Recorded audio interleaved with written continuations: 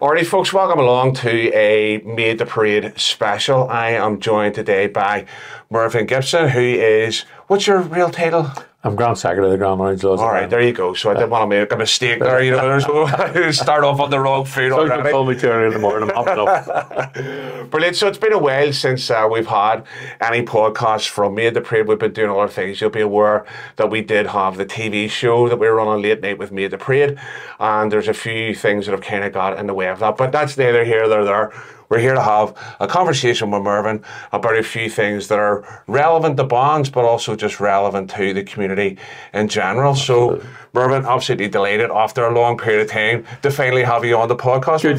Good to be here, I have to say. Yeah. Looking forward to it. Talk to me a bit about your 12th then. We're just obviously past the 12th and everything. How'd it go? I think it was a good 12th. I was down in Bangor myself. Right. I moved around wherever we were speaking, so it was a good parade in Bangor. They changed it around a bit. They did the platform proceedings before they left the field and did a route around the town and just back to the field. Now, the rain came on when they got back to the field, but up to then it was a great day. Of course, then I travelled back to Belfast to walk home in number 6 district. Right. And I have to confess, I don't go to the field to walk home with. I joined them in Middle Passy, but it's always good to walk up Noonard Road and Temple Avenue into what I call home territory. Good stuff. And we'll get into this a wee bit later on, because I think it's useful to be having this conversation now, given that there was a bit of a media panic prior to the 12th this year in regards to some leaked documents and things like that. We'll get talking a wee bit about that in a minute or two. But for those who don't know, what is when you talk about your role with the Orange, what does that require of you? Because people have seen you being dragged into all sorts of conversations. You're on radio a lot, you're on TV a lot. But what is it that you do within the Orange? Well, some people think it's my full-time job. My full-time job is actually a Presbyterian minister, and that takes up all of my time. Well, not all the time, but my foundry time goes into the institution. I was elected Grand Secretary after the late Drew Nelson died. And the job is to look after the admin side and the personnel side of the institution. And as I say, I have maybe 35,000 bosses, because everybody knows how to do the job better than I do, which is fair enough. And they may have a good point sometimes. But it's basically looking after the discipline, the admin, and also falls in my role, the publicity and the media. So I'm the one that gets the face of on the television, or the wife says of a body for a widescreen TV and a face for radio. This is probably right there too. But that's why you see me so often. Not that I crave that role. Everybody thinks, well, you must love it. No, I think we all hate it. But we do it. And sometimes, hopefully you get it right most of the time. But the odd time you can say the wrong thing and then you're deep in trouble. But anyway, I enjoy it. If I didn't enjoy it, I wouldn't do it. Yeah, no, and I think it's good that the media does engage, regardless of whether sometimes maybe their motives aren't necessarily always in the right place, but it's good that they're providing the platform for the institution to engage with the wider public and get that out there, because that doesn't always necessarily happen. No, it doesn't have to say. And I think that they suffer from, they can't get there. They don't seem to have unionist commentators on. And I wouldn't be a unionist commentator, I would go on as the Orange. So I get asked about a lot of things and a range of things. And it's like everything else. There's good guys in the media and there's bad guys in the media. There's some of ulterior motives for what they're chasing down, particularly some of the newspapers are maybe nationalist or Republican content. But I always find if you're decent with somebody, they're decent with you. If they don't try and overly sort of trip you up unnecessarily. And don't get me wrong, I don't mind hard questions. Hard questions will come and have to be answered. But most people in the media, like everyone else, are decent. But it does appear to the unionist community and the protestant community, there is a bias in the media. Yeah. I think that's historic. But I do think it also needs to be challenged by ourselves where we find that. And 50% may be a bias, but 50% may be just misinformation or people not going on to say the right things, or from our community, there's a reluctance to go on to the media. I think that's part and parcel as well, but I think there definitely is a reluctance, because I know some of the guys that I've spoke to in the media are like, oh, we really struggle to get someone from a unionist perspective. And one of the reasons that is because they're frightened of their own community, because if you do something wrong in our community, they're unforgiven. I've seen it. You go on and last couple of interviews seem to have gone well because people are stopping in coffee shops. I remember that was good and all.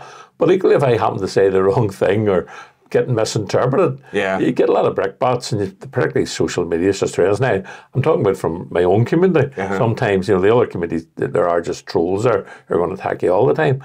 So I think we need to be more forgiving about those who go on the media. And it's not easy, because you're sitting there thinking, what's going to come next? What am I going to hit with? And you maybe 3 or 4 different areas to try and keep right. Because if you say one thing, you could offend the law and orders. Say something else, you offend the bonds, or you offend politicians or whatever. So you have to try and walk that line. So it's not easy, but I think more people should become involved in it. No, definitely. I think that there's probably room for a ream of kind of media-based training within the community to try and engage with that. Because I know sometimes you get asked on to these things. I know it's happened to me as well. And we're going to talk about this, and then the first question they ask you is completely unrelated. That's not you have to accept that. I have to say that goes to this territory. You know, really, they'll say you want to on about something innocuous, but you know there's been issues around 3 or 4, and you know you're going to get them. So you don't go on naively thinking you're not going to get them. Exactly. But it's the whole idea of being prepared, though, isn't it? And that's that how, in the end, if you do take time to consider what it is that you're saying, it almost, they're hiding something. They're not talking about this for a reason. And equally, I usually do have a sheet of notes, and what I call a comfort blanket. I never refer to them, nor do I use them half time. But it's like a comfort blanket just in case it's there in case it comes up and stuff. So let's talk about a couple of the issues that have been live over the last wee while, and I think it's good, as I say, good to do this, to have this conversation now that kind of the dust has settled a bit on the 12th, because there was a wee bit of a hoorah around, just prior to it with the document that was leaked around the Belfast County lodges considering a potential change to the route on the 12th, and a number of reasons behind that. There was a few things that were mentioned in the document. One of them was around the idea that the year before's 12th was one of the worst on record. Now, I don't recall that 12th being a particularly bad thing in regards to there was maybe a couple of incidents. I know there was the incident in the morning with the bin and the bond and all that kind of stuff. But outside of that, I thought the parade passed off pretty peacefully. Let me put a caveat on. First of all, it was a leaked document. It shouldn't have been leaked, and I condemn whoever leaked it. Secondly, it's still an ongoing document, so I'm not going to get into the nitty-gritty, but I'm happy enough to give personal opinions about several things. And the one thing I did send the mainstream media, but of course it gets lost, that when it was said it was a parade was abysmal, or I can't remember the words that were used, that was talking about the internal organisation. As I said frequently, the public wouldn't notice any difference.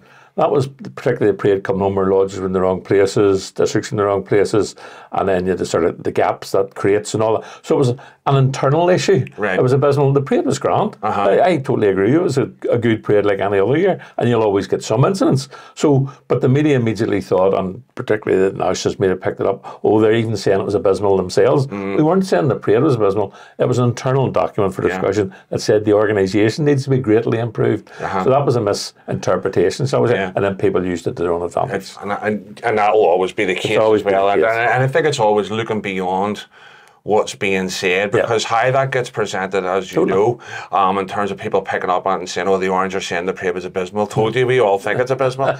But so it was primarily it was the organisational aspect. It was the organisational aspect of people coming back into the parade late and joining not at the field and all that type of thing. So that's what we were talking about, as opposed to the public perception of the parade. With the exception, of course, Shaftesbury Square has always been, that's been going 30, 40 years. That's not new there. I've been involved in trying to sort things out there for many, many years, when it was even more serious than it was now. But it morphed into more antisocial behaviour now, an issue. So that was a public perception, or not a perception, that was a public issue. That's one of the things they try to deal with. And I think for me, there is some of that. So you talked a wee bit about maybe partly the return parade being, the organisational aspect of that. And because the time between when the bonds break up and the parade breaks up and then returns again, it's a shorter period of time now, isn't it? It used to be a heck of a lot longer. I think that was the issue, try and sort of change things by shortening things, because people maybe didn't have as much time. I think it was a case at some stage people were going to debate the bullet and decide, and it is down to the County Grand Lodge and the district and the private lodges what they do. But I think the issues they were trying to address was the parade's too long, basically, for the age nowadays. And it's not the first time the parade's been changed to make it shorter and change locations. The second was the issue of the organisation of it coming home, and the third was anti-social behaviour, particularly around Shaftesbury Square. So what the attempt was, it's no secret that when a lot of bands and lodges get to the field, they don't go into the field. They get a bus and go somewhere to have their lunch and then come back again. And it was just seen what was the point of that in many ways, because when they come back late, it created the hassle. Yeah. So why in the first place, why not think about, and again, I'm not saying it's a right or wrong decision, it's up to the county to decide, but I thought, let's have a circuitous route to walk back round into your own community. And then when you get back to your own community, you can either parade your own area, you can have a festival in the park, you can have a barbecue, you can have a souse spouse, whatever particular lodge and bands want to do. Then you're actually, there's all spin-offs from that. They're putting economics back into your own community. In many ways, people will benefit, the shops and the hostleries and all will benefit from that way. So, but equally, if people still think it's a good idea, we go to the field and everybody disappears in a bus for 2 hours and then comes back in the bus and then goes home again, and it's a bit of a shambles going home because the buses all don't come back at the same time or at the right time. Then if that's why people want to continue that, and it sounds a bit pejoratively putting it that way, but that's the reality of it. And I think one of the things that you have there, I think there maybe is a room for a compromise, and I think that's maybe where a lot of people thought whenever this document appeared that this was a done deal. And like you're saying, it was a working document. It always was. And the idea that we need to be seen to be doing something, because you mentioned there about the parade change. I remember whenever it used to be up the lane into Eden Dairy, and that was an extra 1.5 miles just to get up that lane. So as I remember that being my first 12th that I ever walked was going up that lane. You thought you were near the end, and then you get up that wee path, you're like kind of going, this thing is never ending. And so I mean, even then it is short, but it is a long enough. Sadly, my memory's going to finicky. Come back even further. Right, okay. Well, in the 20s, I used to walk to Hollywood. And even out to Lambeg, and physically people have changed. As I say, I was pointing out to someone the other day, if you look at old photographs, a flag was the size of a banner. And one wiry man who probably worked in the shipyard carried it because he was fit and strong. Do that, Then we got 2 men to carry the banners as things moved on. And now sometimes people get struggled for people to carry the banners, to put them in the back of cars. So society's changed. We're not probably as strong and fit as we used to be. And equally we can't maybe walk as far. And everybody thinks, oh, you're giving up tradition, but tradition serves you. It's not something that we serve. I get tradition molds what you do, as opposed to sort of it becoming the iconic thing. We have to stick to that route. We have to do this, we have to do that. And once it's explained to people, I think people will understand the reasons. And I say the decision's not taken, and the vast majority of people can say, "Oh no, we don't want it to change." Or as you say, I think there's room for improvement. Maybe people say, "Well, what would make it acceptable to you?" I think the other issue is it appeared that this document was just drawn up by the county in some sort of isolation. There's been a consultation process for a couple of years, asking people for ideas. If they didn't come up with ideas, then leadership is about giving ideas. Now, if this has promoted discussion about it, then it's been a good thing. But there also needs to be an outcome for it. We can't continue something that's not working for us in many ways. So, and I think for me, and I know people who have followed what I've been doing in terms of the podcast. I mean, one of the best 12ths I think that I've ever had was the year that the 12th was at home. When we walked around our own area, I really thought that was an amazing, day, being finished at like 3:30, 4 o'clock in the afternoon, and being able to actually enjoy the rest of the day rather than getting to about 9:30 at night and going, I'm busted. And this almost is a compromise, because we got the feedback too. People who I know I never thought would enjoy the 12th and thought this was fantastic, wonderful, and do what they want after the parade is over. But this was a sort of compromise around that, because equally you want people to see the whole parade. So if everybody stayed at home, nobody sees the whole of Belfast County. So this is doing a route where people have the opportunity to see the whole county. We're also going to the City Hall to pay our respects to the fallen, which is very important. So you're getting all that, plus you're getting then home early to do what you want to do. So I think but equally there may be tweaks to it. And a lot of people may feel it's difficult because, would they go back when their own area if they're in a difficult area and things like that. So all those things need to be looked at. But the county's certainly in listening mode. And that's good. And I think because there was a lot of stuff that even was on parade. I know there was a number of lodges had put things on their banners and stuff like that there, But that's indicative of unionism. Like I said in the media, you do wrong, they're all over you. I'd have difficulty with those who shout it and threw coins and the signs in the buses and the signs in their banners. Discussing, it's not being secret, but discussing the lodge room. If you have concerns, bring it through the organisation, I'd see them. But some of those lodges maybe haven't heard for 2 years, they haven't heard their opinion. I think at some stage there's going to be a decision made. But it won't be just the county officer saying, this is the way it's going to be. But the private lodges are going to have an input. Absolutely, and that should always were going to have an input. And had an input up to now as well. But as you said, there needs to be some framework to have a discussion. And we need to listen to the bands too. The parade isn't all about the order, you know. I talk about the Orange family, and I see the bands and orders all part of that. So we need to listen to what the bands think. And some of the feedback I have from the bands, in the hairdressers the other day, and about in front of me was from a local band. He said, I think it's a great idea, getting back to our areas now. I've heard others say, we're giving this up. It's this attitude, because we've been under attack from the public, it's about giving up parades.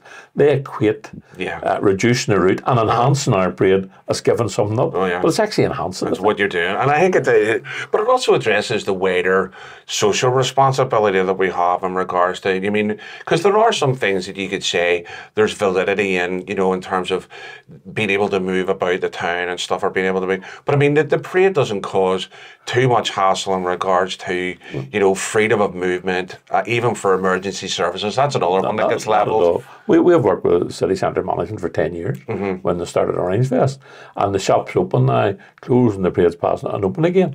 And there needs to be issues how that's promoted. And equally, as I said, the shops have done, it is a public holiday, so a lot of people want to come into town, but those who do want to shop should shop when there's not a big crowd going through the town, and that's normal. So we've worked with them, we've worked with the police to enhance things, and we've continually tried to improve it for the tourist board's the classic one. You know, the number of tourists that come to the 12th home, there used to be just Scotsies coming to talk about, but I had an occasion a few years ago to drop out in Royal Avenue and with my own lodge come back, my own district come back. Boy beside me from Spain. And I started talking to him. I said, he says, I was here a couple of years ago. I'll come back specifically to see it all this time and spend a couple of days. It's crazy the amount of people that you do meet around the parade. I mean, a number of times I've run into sort of like even Chinese, Japanese tourists who were there, taking it in and going, what's going on here? I've run into a bunch of some Spaniards myself, and French people as well, who were like, what? And we need to enhance it in the sense of, so they understand what it's about. And I think that, we've been working with the tourist board, and I think COVID knocked everything back. So a lot of that's being picked up again. And like that. And people think, you know, forgetting Belfast, every 12th for many years during the evening, there was a reception held for a minister from the Republic who watched the parade in Bedford Street every year. And what they call they come up specifically to see the parade, and sometimes it was a tourist minister. You know, so they talk about, it's hard, and this one's not welcome, that one's not welcome. It's not the case. No, and again, it comes down to that perception aspect, you know, in terms of what people think it is that they're actually walking into. And I suppose as a bondsman, you know, you encounter that as well. I've done a number of sessions with residents groups and stuff, you know, and youth groups in terms of on the falls and things like that. And some of the things that they've asked me was like around about the idea of the sectarian tunes and all this kind of stuff. And I think, well, if there's no words, how do you know a tune sectarian? And when they mentioned a particular one, and I said, well, that's actually a hymn. I said, so if you hear different words, I said, maybe that's what you're hearing. But we know that's what they're thinking. But how do you know what I'm thinking? I have to say, I don't like saying this, the nice would get over yourselves. They think we go out to annoy them on the 12th. We go out to celebrate the 12th and have a good day. In fact, during the parades this week, we were getting away from that. The 12th became a bind for people because they knew it was going to be confrontation, hassle, all sorts of. We're actually now getting back to enjoying the 12th again and wanting other people to enjoy it as well. It's not about beating it up anybody else for the sake of a phrase. It's about going out and celebrating the day. And people, I think, should have the breadth to do it. And many nationalists do understand that. I completely agree. I think it's not that we need to go on a charm offensive. I think there definitely needs to be open dialogue in regards to let's promote understanding. Because what I always talk to people about is understanding's better than knowledge. You know, you might think you know something, but until you actually engage, you can't really understand it. We see that in the Museum of Orange Heritage. We have a bigger uptake from Catholic maintained schools than we do from, one of better description, state schools. Because in many ways, state schools think they know it. And that's the problem. Many of our communities think they know it, but they don't. But equally, a nationalist community, many ways, want to learn. Some don't. Some you look at some of the commentators, Irish News, and, you know, they have their fixed views. You're not going to change that. That's life. But a lot of nationalists want to know more and understand it better. Are they going to come to it? Maybe yes, maybe no. But at least they're trying to understand it. Well, that's it. And there's almost a paradox thing there in terms of our own community in regards to this idea of thinking that we know, and yet knowing on the ground, a lot of people going, we need to improve education around our culture and our history and so on, because we've got young people who haven't grown up in proximity to a lot of this stuff, that don't understand some of the rationale behind it, the reasons behind things and stuff. And I even think about my own kids and all. I mean, I think about whenever I grew up, Templeman Avenue. I mean, this was part and parcel of everyday life. Absolutely. You know, whereas my kids have grown up in a different area of Belfast where they haven't been exposed to this, you know, and and it's like a man indoctrinating the kids, you know, but it's more about this is you need to understand why I go and do this. You know, this is why I feel that I want to do this and be a part of the bond and etc. and why this is really important. But so there's a balance there that needs to be struck, you know, in terms of that. But the other thing that struck me as well was, and I don't know why you found this, Mervyn, in terms of being spoken to by the media and other things. You hear this thing about the Orange being an outdated, ancient organisation, but yet whenever there is either an issue that comes up, the first people want, why aren't the Orange talking about this? Yeah. And I think you live in this wee limbo of damned if you do sometimes, damned if you don't. Yeah, sounds like the soundtrack of my life. But you're right, I have to say people do turn. But this idea we're an antiquated old organisation, not the case. We're not as big as we once were, but we're not in free fall. You know, some churches and denominations and other fraternal orders are in free fall. We're not. We're holding our own membership. Sure. Difficulty is maybe people join it and not realising what it was, or it's not for them. Leave that. That's life. Yeah. But our membership isn't in free fall. And secondly, yes, it's an older profile. But you know, if only look at my church or other churches or other things, a lot of things are older profile. But there are younger members there. And this year, I think there's a revival in Orange and the whole Orange culture and Unionist culture. But we've now more arches up. There's maybe 20 new arches over the last couple of years. It's a definite real. There's a revival. Orange halls are getting refurbished. There's more new banners dedicated this year than any other. So people don't invest, as I said, in the 12th day, in an organisation that's down. They invest in the future, and we see that now. Maybe lodges aren't as big as they were, but then that's maybe a case, maybe some of the smaller ones need to amalgamate with the bigger lodges. Although that's difficult because there's an emotional tie with followers in that lodge, etc. But I actually see a revival in Orange culture. And it's important that we not only recognise that, but we begin to address it strategically. Where's that taking us? Because I think that is lacked within the broader promise and Unionist loyalist community, is that we tend to just do things. We're good at doing them, but we're not good at the strategic level and placing ourselves in the right place to develop this and move this on. We're sort of very, you know, excuse the term, we're just Presbyterian, dar face, and we get on with it. Right. But we need to think what we're getting on with. We need to think, how does that fit into the broader picture? I think there's a lot of scope there to develop some strategic thinking around our culture. But I actually see it growing. And if you look, it used to be just the 12th day. A number of adverts I've seen in social media for barbecues, tractor runs, all sort of fun days, all related to the 12th. And even after the 12th, where it used to be just the one day, you maybe had a street party on the 11th, and that was it. But now actually from the 1st of July, there's a lot of stuff going on. And if you go back to the coronation, if it hadn't been for the Orange in many years, there'd have been nothing. And I'm not saying we're the great thing. When I say Orange, I mean the Orange family. I'm talking about all the loyal orders, talking about the bands and some good community groups out there too. But as you say, people look to the order, what are you doing about this? And there's something, politically, yes, we do get involved. It was interesting when Tonista was up from the south recently talking to political parties. He requested to come and see the Orange on his way home because he was interested in our opinion. But equally you get, why are they going to them? They're not elected, they're not this. But we are a reasonably influential organisation. And so people do want to hear your opinion, and we have an opinion about most things, I have to say. And I think that's, but as you said previously, that's that tightrope that you walk. It's like kind of going, people don't want to hear from you, and then all of a sudden it's like there's an issue. Oh, why aren't you talking about this? You know, and I think it's sometimes that's unfair. Sometimes you take a neutral stance. For instance, Brexit. The order didn't say aye or nay because we have members on both sides of the argument. So things like, well, I still call it 11 plus. Let's say, you know, we have people on both sides of that argument, so we don't take a stand. There's things we don't take a stand on. What we are, of course, strong on is the union, and we wouldn't compromise on that. Or strong on our faith issues as well. But there's a lot I think we have to contribute to civic society, and sadly in many places we've been excluded from that civic society, so we'll have to rediscover our place and be ourselves, because Years ago, you had to reinvent yourself as an Ulster Scots group to get money, etc.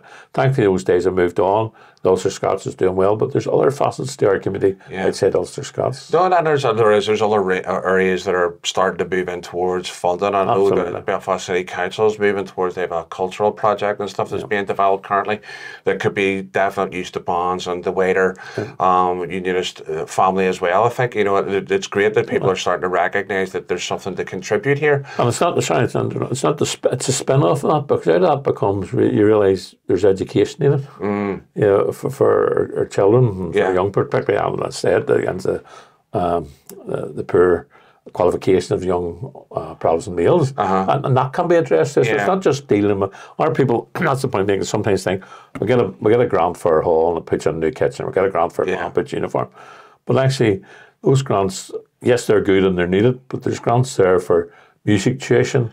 That's increasing some kids' skills who might be so academically inclined. That's it. I'm not saying a bit of band's not academic, but you have the whole remit there that you can get involved in wider community life and creating a better society for everybody. I remember, I think it was Dan Gordon when he started working with the bands, and Dan's working class Protestant originally, but he couldn't believe the remit was in bands, everything from care workers to salesmen. Just the whole life was in a band, and it's the same with loads of people. Know you're in a band, you must be a thug, you must be this, you must be that, and same with the order, you must be a bigot, you must be this and that, and people stereotype you. And sadly, I go back to the point. It's not only the nationalist community or Republican community, it's something in the Protestant community as well. In terms of how you're viewed. And I think one of the other things is that there is changes, and even in some of the things. I look at the London Dairy Bonds Forum and the way that the legitimisation process that they've put in place for the likes of teaching B flat flute in schools. You know, they've got qualifications that are attached to that. They're doing that.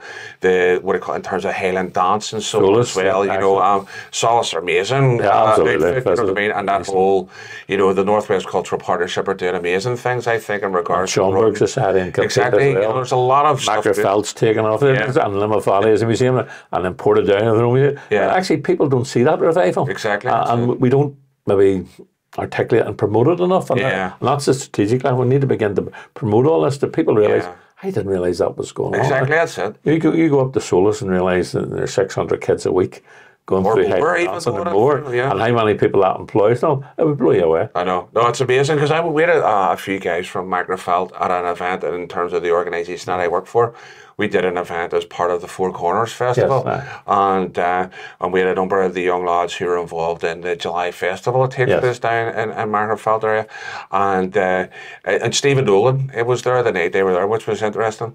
But he was actually quite taken aback at just how articulate these young people were in terms of the organisational skills that they had, who they had to interact with to make sure their event goes on. And the July Festival down there is amazing. And you said yourself, the July Festival, that's all grown in the last couple of years. Before it was the 11th night and the 12th day, but now we're talking about July Festival, which is wonderful. But I'm maybe a hobby horse here, but that's a good festival in Magnafelt. That's great.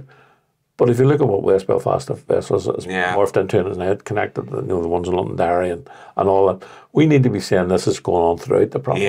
And actually sharing more information with each other. How did they do it? What can we do? Now, we're all not going to be the same. But what do you call, we can pick up ideas and strengths that they've used and then use them. Exactly. No, and I think that you know, this idea of growth, though, you know, I mean, because at the end of the day, the likes of the Fela and stuff it had small beginnings as well. Absolutely. To the point where it's a massive event. And equally, I'm not saying mimic the flower. We have to do what we want to do. It's our culture. And that will be maybe totally different. It might pick up aspects of it. But it's just using that as an example of what can be done, as opposed to necessarily a model. But then it's about its quality as well, isn't it? About the idea of having a quality, you know, event that's going on, and I think that's really what you're talking about. It's not a bonfire; it's an event. You're planning an event. You know, there's a lot of safety planning and stuff that comes into that. There's a heck of a lot more than this that meets the eye.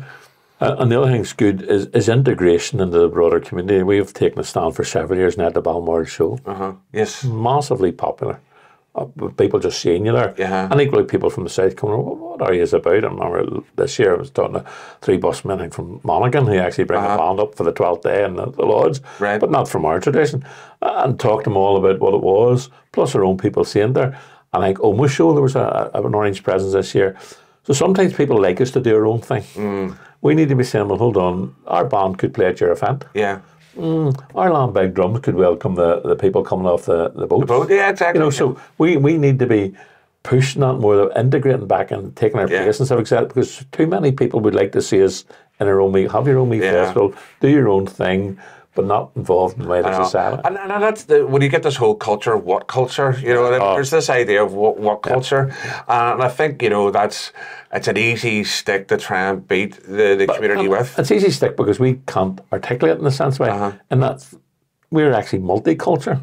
Yeah. I remember my 2 daughters going some of the States when they were younger, and they were saying, people were asked what to do, and there was the Irish dance and something. They said, what do we do? Do we sing the South? And they'll be we'll be labelled as bigots. But their cultures is lived out every day. Yeah. Their cultures is as much about what they watch on TV and everything else. Well, that's it. And I'm not knocking nationals, but it's very monoculture. I mean, it's a one sport and organisation with many facets to it, one language. So there's a monoculture, and I'm not saying they're not welcome and all that, but our culture is broad. Yeah. We've several aspects to it, you know, from around the world. Oh, definitely, and as you say, I think that there's definitely needs to be moved towards that. I know there in terms of, you know, out by Open Direction, I think as part of the North Wales Cultural Partnership, you've got this the Trod ANI group that are, you know, are coming up in terms of let's reframe the way this is being put across and stuff. And I think that all those things are definitely positive moves. And socially, and this is maybe a hobby horse man, I love ballads, not so much tradition, but ballads.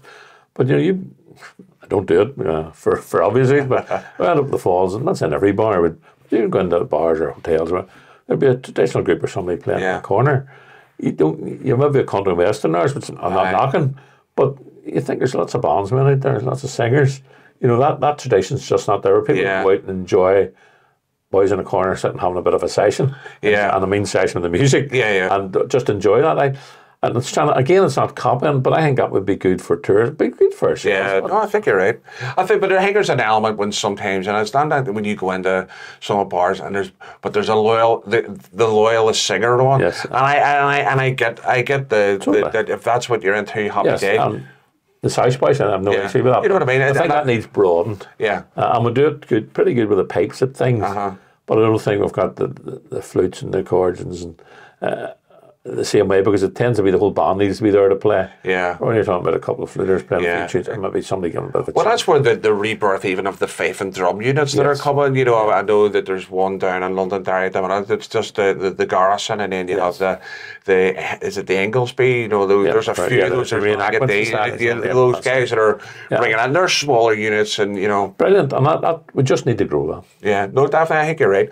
Now, in terms of that, so we're saying that we're up for change with the 12th. We're up for saying this, and you know, but there's nothing set in stone. If we can improve and make it a better day for everybody, absolutely great. And you know, and as long as people don't feel like they're losing stuff, you know, that it's your word in terms of enhancing the experience of the day. I think that's really important. The other thing that I did want to talk to you about was another, unfortunately, leaked document that came from the county in regards to the bonds and this idea of an approved bonds register. Now, I know recently on the radio and stuff that you mentioned you hadn't read the document and stuff, but I'm just wondering what your thoughts are, because there's some stuff in that there that I know bonds may be okay with. There's other things in that document that would cause me as a bondsman some level of concern as to how they would regulate this type of stuff. And it may be useful to maybe outline some of those for people who are listening and watching just before we go into that. So there's talk then of a similarity between what's potentially in Scotland, what's happening in Scotland in regards to the colours that the bonds carry in terms of their flags, their colour parties and stuff. There's some stuff in it around the idea of uniforms and this idea of quasi-military marching, a suggested pace that bonds walk out, and also making it a bond captain's responsibility to sort out the gap between the lodge and a band, and then other things around using two bass drums, counter drumming, and all this kind of stuff. What are some of your thoughts on some of this here? Because I know for me, some of it flies and some of it doesn't. Again, I'm speaking in personal capacity here, and if I genuinely haven't read that aspect. I've heard aspects of it, people haven't read, but again, that's a matter for discussion. My own feeling is you don't fix something that's not broke. I think, by and large, there's good relationships. In fact, not by and large, there is good relations between the vast majority of bands and lodges. You get the odd hiccup. You get the odd hiccup in anything. And I think there's already rules and regulations, for want of a better word, they're really not strong to deal with those things. Because if a band gets banned here, it's banned in Scotland and banned in England as well. So there's all those things. But a band would need to do something really difficult. There's some bad in many ways. And there has been bands that have been barred, and that has happened. So I don't know why we need to bring in another set of rules. When I was in the talks about improving the Parades Commission or replacing it with something that worked, we talked about, it was actually the Lions brought up a band register for the council. And I said, are you going to license us like dogs? I'm totally against the register, I have to say. I don't see the need for that whatsoever. But also then, if there is, and there is gaps in parades, but let's be honest about this, the lodges aren't as big as they were in some places. So a band can't, a big band with 16 men can't walk, and women can't walk with 6 men and then another band right behind it. There is going to be gaps. But that should be worked out and managed with the bands. I don't think you bring legislation or make somebody responsible. You talk to the bands, say how to improve. And their issues have arisen this year, and it's not even about flares. Now, what do you call those flares? I call them myself. It caught you. So they're saying, like, you come and say ban them. How can you ban them because of the public? I think we need to talk and say, look, there's people in band, people watching the side of the road, old people. Just, it's catching them.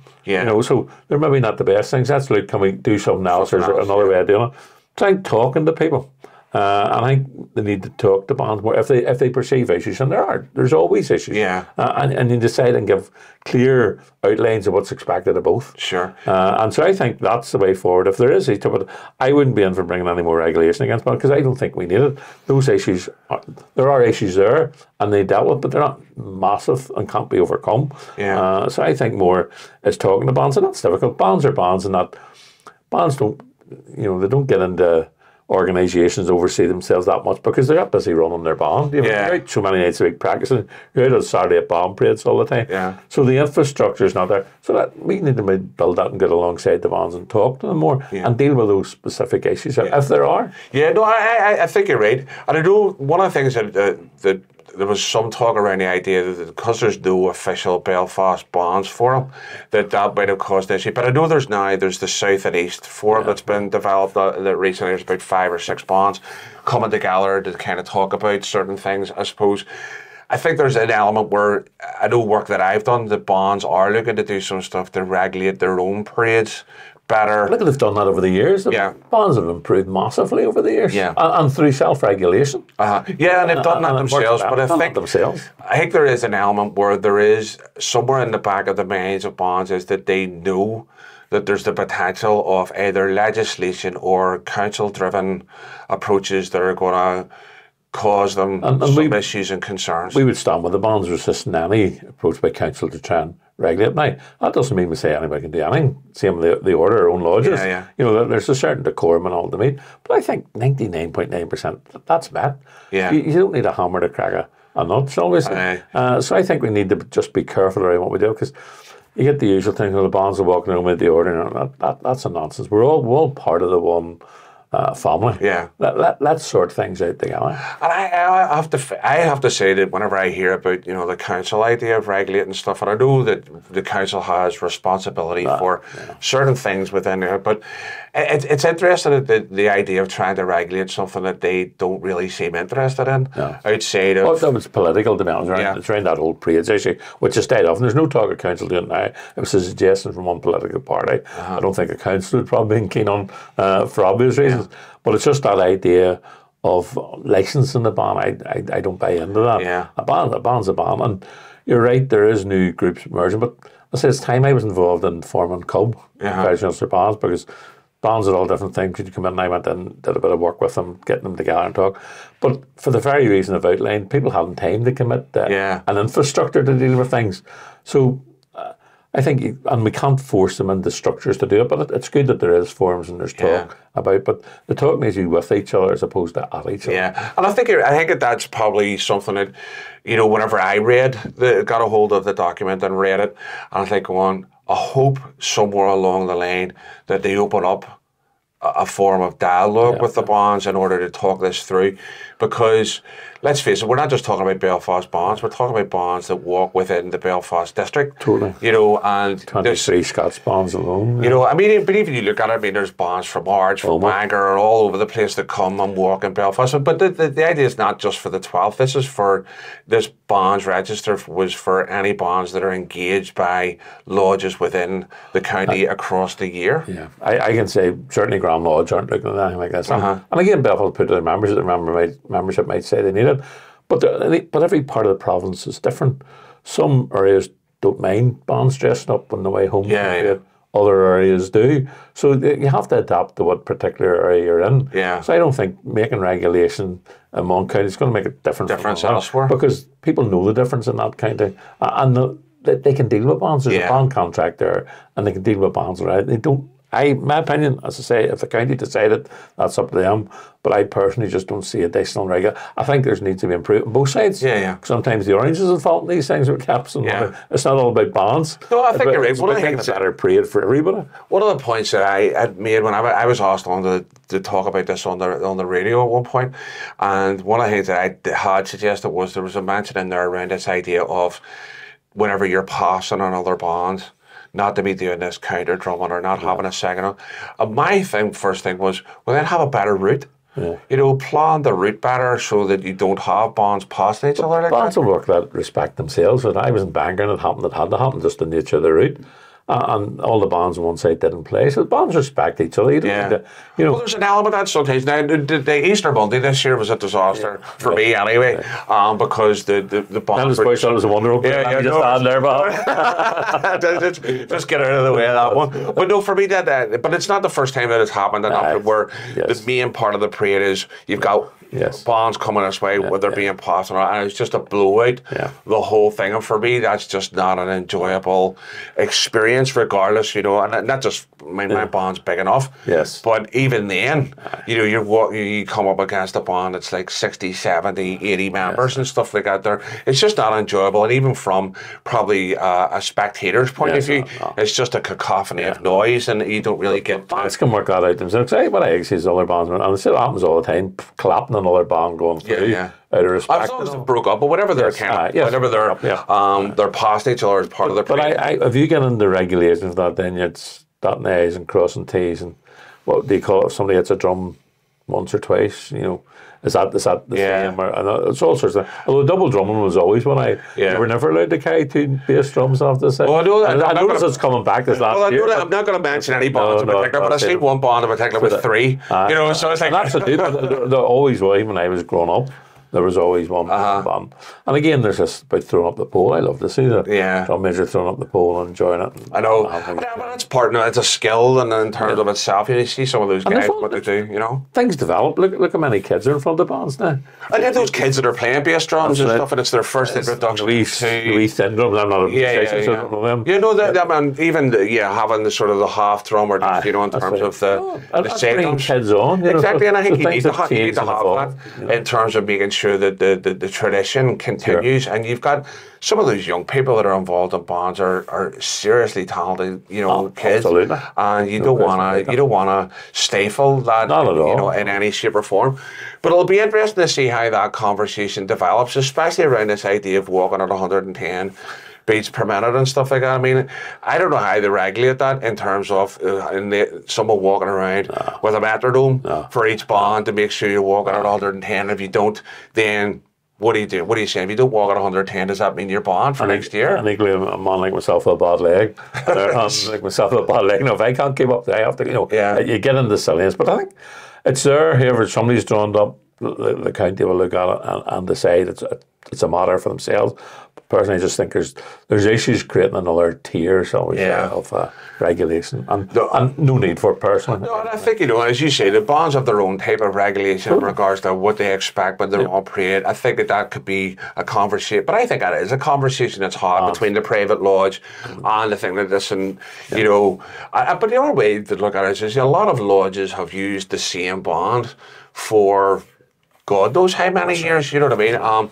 And there's an established relationship there. And actually what you found is a lot of bonds as a result of establishing that relationship with the lodge, that there's a cross-pollination that's taking place, and that members of that bond are now members of that lodge, etc. And, that's a good thing. One example we hold up is Gertrude Starr, and formed the lodge out of the bond. That's a way for to grow members. If people feel no longer in the bond, they've got an option there, yeah. And it's one of the biggest lodges in the county. It is. It is, and I have to say it's one of the, along with Ballysillan Lodge. Yeah. Ballysillan Lodge is big, but there are other big lodges. But I think we need to look at ways like that. And equally, people in the band, showing they're in the order too. Yeah. I know some bands don't allow, but I had great to see the orange flash. Yeah, the flash. But that's a band's decision. Yeah. We could, nobody should be kind of suggesting anybody is saying it, but we like saying that it's pacing, like saying everybody in the band unit must wear orange on your shoulder, whatever. But bands, I know bands that don't allow anything. Yeah, exactly. That's it. So it's things find their own level, and if you begin to interfere too much, then it creates imbalance everywhere. Yeah, well, that's it. As you say, there already is a contract between a lodge and a bond for engaging them that covers a lot of things. But for me personally, I think some of this stuff in this is just a step. Yeah. It's a step too far for me in terms of. I just think you'll have bonds that are already maybe apprehensive at times about maybe even. When there's a determination in a particular area about what it is that they're playing, about worrying are you getting caught for something in the odd this in. And I agree. That's always a decision for the band, because I'm not going to tell somebody it's going to get them a criminal offence. I want to get myself. That's my decision. Same with bands. I don't think we should be telling that, and I don't think we do it. Maybe happened years ago. People are encouraged to do things, but I think if it's a decision for the band, and I have no issue with a band decides not to break a determination, equally if a band decides to break a determination because of whatever reason, I would still support that, because many of the determinations I think are horrendous, particularly anti-Protestant, anti-unionist in many ways. But that's down to the band, because if young lads not band, people in careers not band, nobody should be saying, "Oh, you break that, you have to." Even the crowd should at band's play something. Exactly. But it's your job, it's your livelihood. People have to look at that. Well, this is it, and I think when I said you'd mentioned about coming back down the Newton Road and stuff, being a really good. And I remember one of the year, was it last year? I think there was a determination, as there always seems to be, as you're heading up towards where St Matthews is. Isn't it St Matthews on the Newton Road, isn't it? And I think we took more abuse from the people on the side of the road there who were out watching the parade, because the band decided that they weren't going to play something, and they just were on the top. And it was, you thought that you had literally, stole somebody's livelihood or something with the way the crowd was responding. But that's the case for looking at both elements, because I said a band should play, and the band I walked behind this year in my own lodge, I walked up with my own lodge, played hymns, all that night. Well, hymns that actually could sing orange tunes to as well, but they were hymns. But the crowd that lives there, and this is where the Parades Commission is at fault here, they're the indigenous population who live there. They're being denied their culture by the Parades Commission, so they get angry, but I don't think they should take it out in the bands. But equally so, what we need to do is to work to get the Parades Commission changed, get the legislation changed, so it's more fair and equitable to our community. Yeah, and I think that also comes down to the likes of the Parades Commission either, and I know some people won't go and speak to them, and I get that, but I think if we're looking to get some kind of change in regards to level and understanding, there needs to be some format for it. Yeah, I think certainly some went, and some lodges went and poured it down and go in. The ultimate rule, the Orange, only the Grand Master can authorise meeting, and I know people he's authorised to go in and see the Parades Commission, and they've said they've regretted asking, because it's their structures in many ways. Their legislation is flawed and best against the parading tradition. So they're bound by that. So when you're going in, you get no change. Indeed, from MPs down, going in and said they've been treated like contempt. Now, the new commission telling you we're different, we're cutting to us. But if you're dealing with flawed legislation, if you've shown no sign of any attempt, Portadown's a prime example. You know, they're telling people, oh, you have to talk all the time, you must talk. They're telling East Belfast you must talk. For their own reasons, East Belfast don't talk. But in Portadown, they're not telling the residents groups you have to talk. Yeah. Oh, no, that's a settled matter. Yet, no, there's been a protest continually for 25 years. So there's hypocrisy, no consistency about the Parades Commission. We live in a shared city. Let's accept your support of the orders on the 12th of July. You can't walk down Donegal Street. It's a sterile zone in many ways. Supporters, loyalists, unions, brothers are banned from that area. Yet, no, there was an agreement with the priest at one time that the order was involved in. Yeah. And then somebody didn't like it. Immediately, then they withdrew from the agreement, shall we say. Of course, the Parades Commission just step in, and that's it. Nobody's allowed down there. Even though we showed willingness and it worked out an agreement, once one local resident decided to kick up, that was taken. So we're barred from the area. And there's been no redress, no return to that by the Parades Commission. So they need to show that they're willing to do something for the unions community, or not show the bias that they're intrinsically built into their system. No, I think you're right, but I think there needs to be something that addresses their understanding of what, you know, going on, even in regards to the likes of the music, the bands, play and stuff like that. I think there needs to be some level of understanding of that, because a band may call a military march in terms of maybe walking past a particular area, and it can get pulled for that because it says sacred tunes only. You know, where for me, you can't get much more benign sometimes than the military march that say something that's called, and, you know, whatever. Even that case in Donegal Street, the priest said, even when the determination did come in, we said, not a single drum beat, because it sounds ominous coming down the street. But no, what did they say? No, a single drum beat, you know. We had offered hymns and all sorts of things, but you're not going to please them. No, I think even you're right in that, the whole idea of that, you know, that. Yeah. You know, I regard all tunes. Like bring out your dead type thing, isn't it? I regard all tunes as sacred. So you know, well, well, it depends. Anything that supports Glentoran, though. You know what I mean? So you can do what you want with it. No, but I think there's room for some level of discussion. How that happens, as you say, there needs to be some change to the legislation, but I also think that they need to increase their understanding of whatever it is that they're making decisions about, because. And that's where they don't understand maybe the sense of frustration and anger that sometimes comes from as a result of what seems like almost idiotic at times. And the other thing has to be said here, because of the legislation it is, the only reason we have peaceful 12th is because the Republicans aren't kicking up. The legislation is such, if Republicans decide to make next 12th contentious, they would do it. And the legislation would allow them to do that and back that up. Sure. So in many ways, it suits Republicans to turn the tap off at the minute because they want to be everybody's friend, want us to like in a place in New Ireland where every day will be the 12th of July. But if they realise that's not going to come about and they decide, let's use parades again to raise the tensions, the legislation's still there, the Parades Commission's current form, so they can turn it on and off as they like. Yeah. And that's where we need to get smarter about not reacting to things we were talking about earlier on. And hopefully it won't come back to that. Yeah. But sadly, if it does, the legislation's already skewed against it. But I think there's almost a sense that it's not that you're preparing for that, but you're wanting to make your process better. Totally. And more acceptable. It's more acceptable. It's never been acceptable, the unionist community. Never been acceptable. But it's all right. As long as the Republicans are happy with it, then we'll keep it there. Yeah. No, I appreciate that, you know, and there's a lot of work that still needs to be done, and I think, but it's an ongoing thing, you know, and that's like life in any community. It's an ongoing process that we need to kind of be prepared for, but we need to have the mechanisms within within those the elements of culture within our communities to be able to respond appropriately, and I think that we're definitely starting to head in that direction. Yes, yeah. We bit maybe later than what we needed to be, but we are where we are. It's definitely happening. So you mentioned earlier on there, you're definitely seeing a revival. What are your own thoughts in regards to, you know, the future of the institution? Where's it going, and how's the health of it in terms of how you see things? As I said, I think we're in a good place. I think we need to give more responsibility to younger people coming through, and that's boys like me handing over responsibility and encouraging young people. You like to hold on to things. You like that it was always done this way. And it's like, so I'm maybe not susceptible to change times, but I'm susceptible to growth and encouragement. So it's encouraging young people. But equally, you have to understand, it's a different world we live in, society. Years ago when my father was in the order, my grandfather, the order was the order in the church, and that took up all your social life and everything else.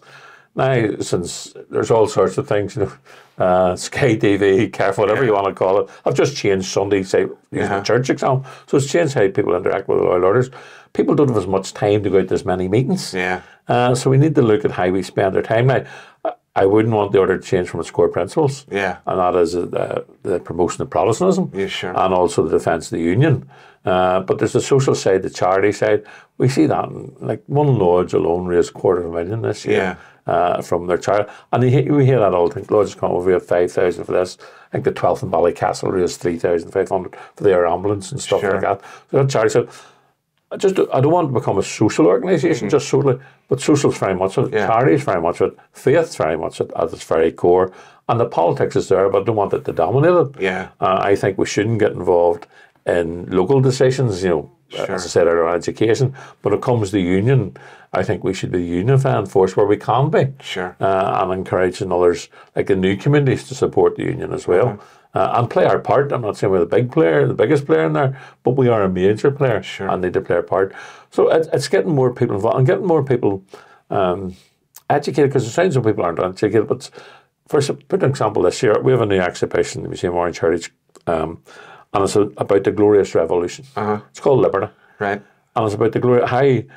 That's what we prayed for on the 12th day. Let's get back to basics. I'm not saying everybody thinks, we must know that why we prayed the Glorious Revolution does all. But if people examine it, many of the freedoms and democracy, America's democracy flowed from the Glorious Revolution. The freedom of the press flowed from the Glorious Revolution. You can even say the Bank of England was formed in the Glorious Revolution, but that's a different argument. But if you go and look at that exhibition, people think it'll be this and it'll be all that. You have Martin Luther King Jr. You have Rosa Parks, who actually has an Ulster Scots background and her ancestry. Those are the things we were supporting. That's what the Glorious Revolution is. That type of freedom. We have allowed Republicans in particular to steal those clothes. Because it was William brought civil and religious liberty for all. For everybody, Not just Protestants. Sometimes that's been abused in the past. And it's been abused by the South in the way you had a Catholic state down there and a Catholic government just serving the purposes of the church.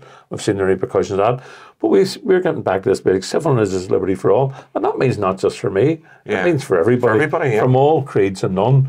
So we'll begin to discover that and discover our own history again and what it truly means and begin to live that out.